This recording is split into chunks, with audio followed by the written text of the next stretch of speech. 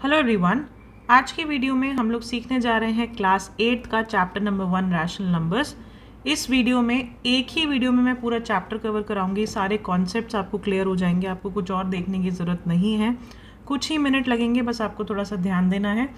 इसके next video में मैं इससे रिलेटेड जितने भी क्वेश्चंस बन सकते हैं इस चैप्टर से वो कराऊंगी। तो 2 videos and your chapter is done. So शुरू करते हैं अपने फर्स्ट कॉन्सेप्ट से। सबसे पहले इस चैप्टर का नाम रैशनल नंबर्स आपको समझना है होता क्या है, रैशनल नंबर बोलते किसको है। तो रैशनल नंबर समझने के लिए एक चार्ट समझो। सबसे पहले नेचुरल नंबर किसको कहते हैं? नेचुरल नंबर वो होते हैं जो आपके 1 से शुरू होते हैं। 1 से जो बचपन में काउंटिंग सीखी है 1 2 3, वही काउंटिंग जो है 1 2 3 4 एंड सो ऑन, ये आपके नेचुरल नंबर्स हैं। ठीक है, उसके बाद आते हैं आपके होल नंबर्स। होल नंबर्स में आ जाता है आपका ज़ीरो भी, 0 1 2 3 एंड सो ऑन। तो ज़ीरो को भी इंक्लूड कर दूं अगर नेचुरल नंबर में तो वो बन जाते हैं होल नंबर्स। होल नंबर्स के बाद आता है आपका इंटीजर्स। इंटीजर्स क्या होते हैं? जिसमें आपके नेगेटिव नंबर्स भी आ जाए। जैसे नंबर लाइन होती है, मान लो ये नंबर लाइन है। नंबर लाइन में सेंटर में 0, फिर 1 2, इस साइड पॉजिटिव नंबर्स होते हैं दिस साइड, और इस साइड आपके नेगेटिव नंबर्स होते हैं -1 -2 -3, इस तरह से। सो अगर हम माइनस भी, ज़ीरो भी और नेचुरल नंबर यानी 1 2 3 भी इंक्लूड कर लें, पॉजिटिव नेगेटिव एंड ज़ीरो सबको इंक्लूड कर लें, तो आपके ये हो जाते हैं इंटीजर्स। ठीक है, तो ये भी अनगिनत है, इस साइड भी यानी नेगेटिव भी अनगिनत और पॉजिटिव भी अनगिनत, कितना भी हो सकता है। ये आपके इंटीजर्स हैं। इसके बाद आते हैं आपके रैशनल नंबर्स, यानी कि एक और बड़ा सर्कल, एंड रैशनल नंबर्स के अंदर ये सारे नंबर्स हैं। ठीक है, अब एक्चुअल में रैशनल नंबर होता क्या है वो समझते हैं। जब भी हम किसी नंबर को P/Q की फॉर्म में एक्सप्रेस करें उसको हम रैशनल नंबर कहते हैं, जहाँ पे Q जो है वो ज़ीरो नहीं होना चाहिए। यानी कि यहाँ पे P और Q क्या है? कोई भी नंबर, कोई भी इंटीजर, जो कि कोई भी इंटीजर हो सकता है। P और Q उसका सिंबॉलिक है, मतलब वेरिएबल के थ्रू एक्सप्रेस किया जा रहा है, कुछ भी हो सकता है। ठीक है, तो P/Q की फॉर्म में यानी न्यूमरेटर और डिनोमिनेटर की फॉर्म में हम किसी नंबर को एक्सप्रेस करें, जिसमें बस एक कंडीशन है कि Q जो है ना वो ज़ीरो नहीं होना चाहिए, यानी डिनोमिनेटर में ज़ीरो नहीं होना चाहिए बस। बाकी हर नंबर को हम रैशनल नंबर बोलेंगे। जैसे एग्जाम्पल देखते हैं थोड़े से। जैसे अगर मैं लिख रही हूँ लेट्स से 1/1, मैं 1 को लिख सकती हूँ 1/1, तो 1 एक रैशनल नंबर हुआ। अगर मैं लिख रही हूँ लेट्स से 0/1, ये भी एक रैशनल नंबर हुआ। डिनोमिनेटर में ज़ीरो नहीं होना चाहिए, न्यूमरेटर में हो सकता है। तो अगर आपसे पूछा जाए ज़ीरो क्या है, वो भी एक रैशनल नंबर है। इसके बाद जैसे 5/8, -3/14, कुछ भी ले लो, 7/-15, माइनस ऊपर है नीचे है डजेंट मैटर, माइनस है पॉजिटिव है, सब के सब जो है रैशनल नंबर्स हैं। इनको हम P/Q की फॉर्म में लिख सकते हैं।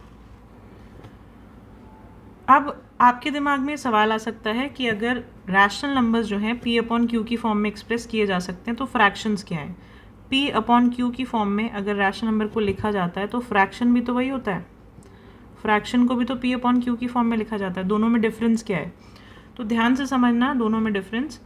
फ्रैक्शन में ये जो P और Q दोनों ही वेरिएबल हैं, इनकी वैल्यू होल नंबर होगी, यानी कि कोई भी नेगेटिव नंबर नहीं होगा।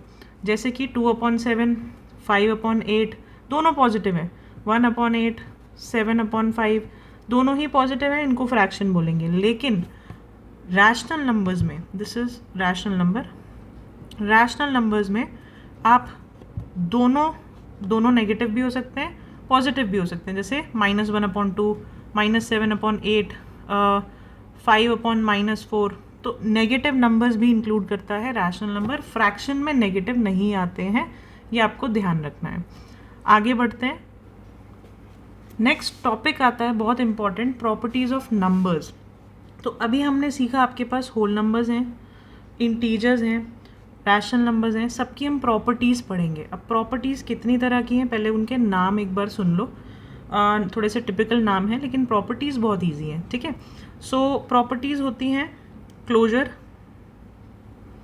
Property, then commutativity property, next is associative property, and the fourth one is, अच्छा 3 ही प्रॉपर्टीज़ हैं, ओके। अब ये देखो, हमें तीनों प्रॉपर्टीज़ पढ़नी है होल नंबर्स के केस में, इंटीजर्स के केस में और रैशनल नंबर के केस में, ये प्रॉपर्टीज़ क्या कहती हैं। सो शुरू करते हैं सबसे पहले अपना होल नंबर्स से।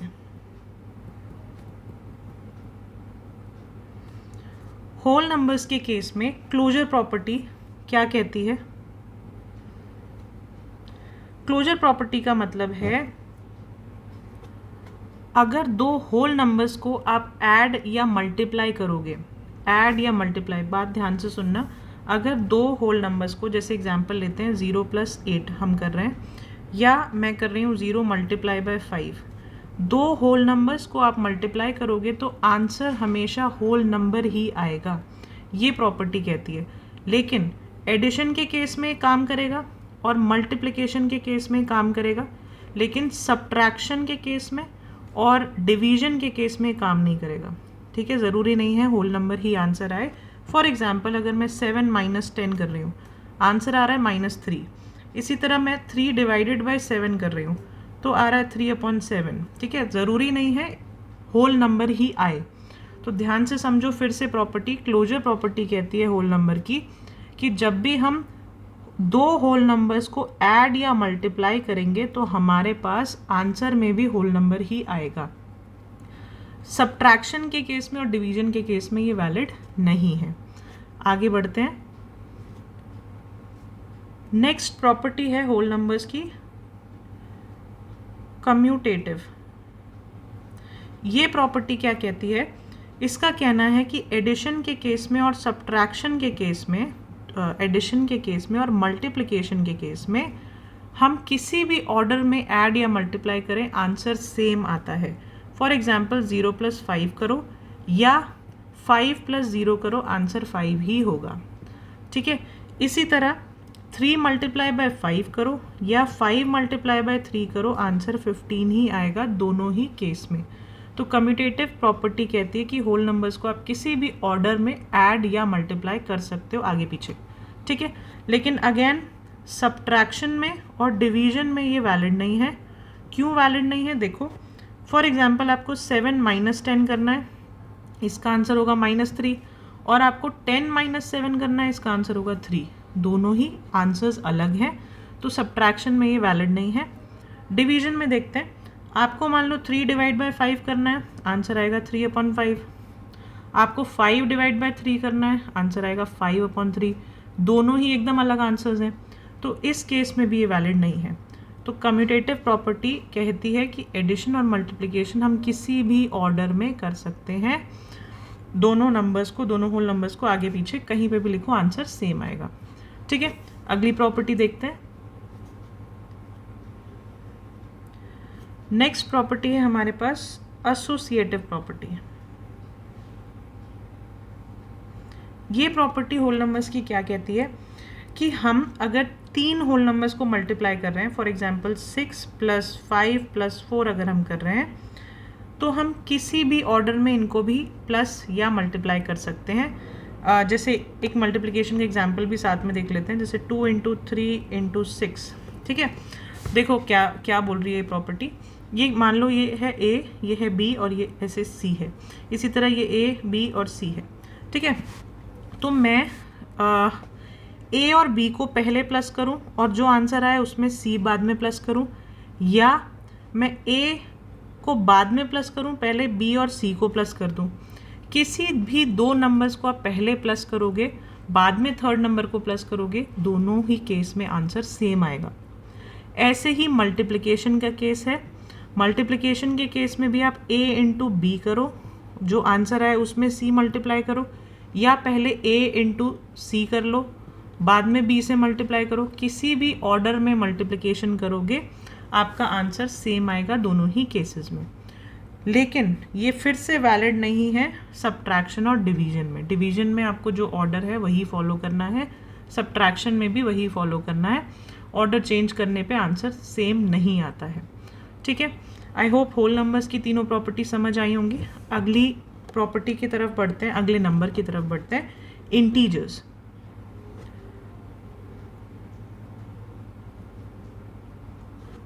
इंटीजर्स में सबसे पहली है क्लोजर प्रॉपर्टी।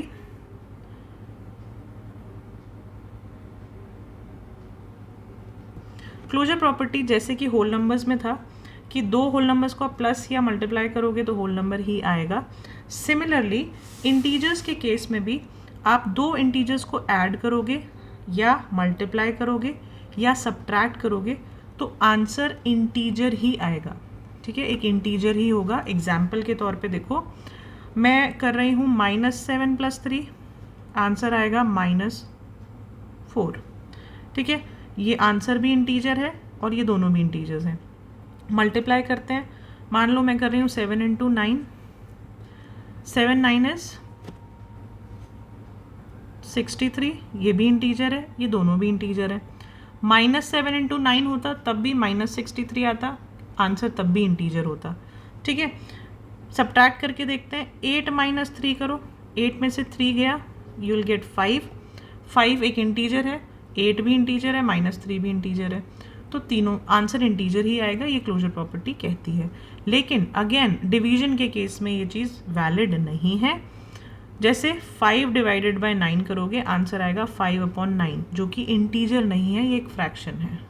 ठीक है, सो आपको ये ध्यान रखना है, क्लोजर प्रॉपर्टी इन तीनों में वैलिड है, इन तीनों ऑपरेशंस में वैलिड है, डिवीजन में नहीं है।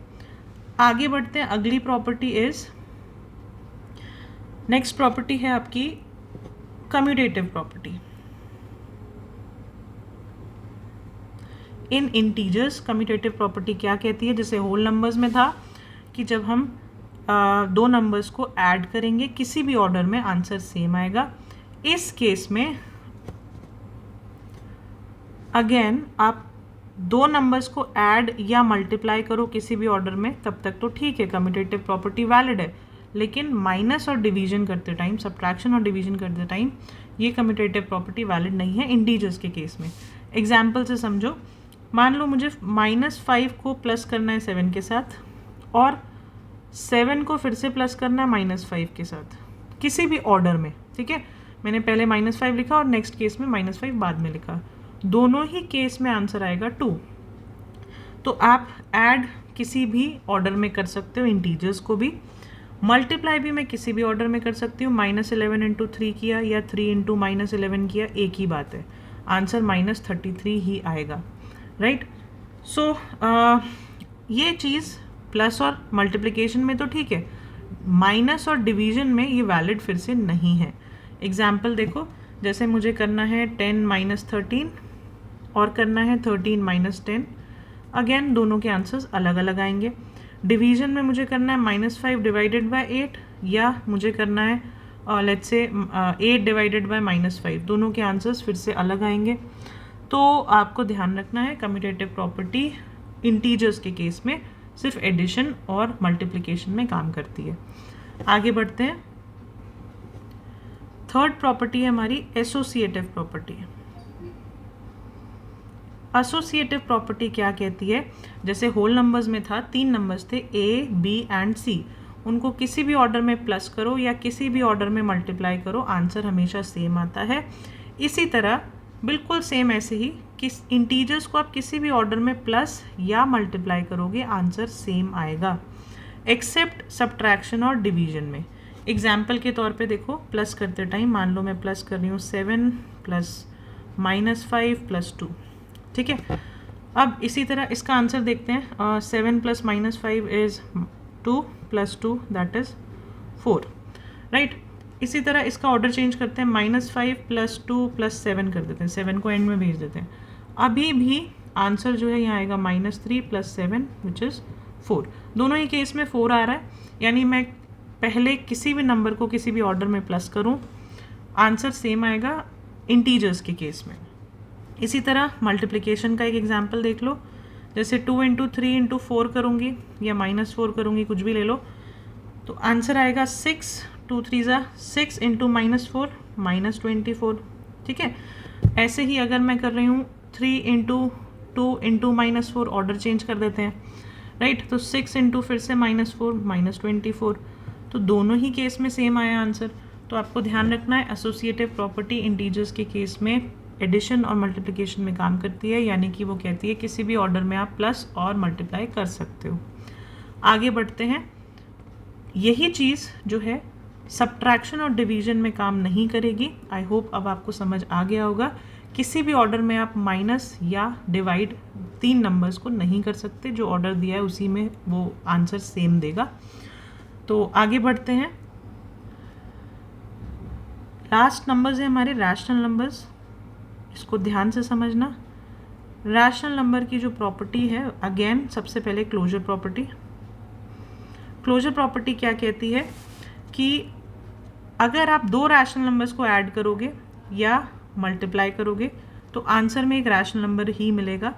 इस केस में सब्ट्रैक्शन में भी अगर आप सब्ट्रैक्ट करते हो 2 रैशनल नंबर को तो भी रैशनल नंबर ही मिलता है। तो ऐड, सब्ट्रैक्ट या मल्टीप्लाई 2 रैशनल नंबर्स को करोगे तो आंसर रैशनल नंबर ही होगा, ठीक है। आगे बढ़ते हैं, एग्जाम्पल देखते हैं इसके। जैसे मुझे करना है लेट्स से 3/5, एक रैशनल नंबर लिया और उसमें प्लस करना है मुझे -4/9, राइट।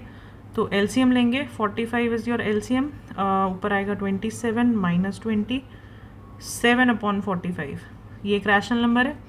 तो आप 2 रैशनल नंबर को प्लस करोगे तो रैशनल नंबर ही आएगा।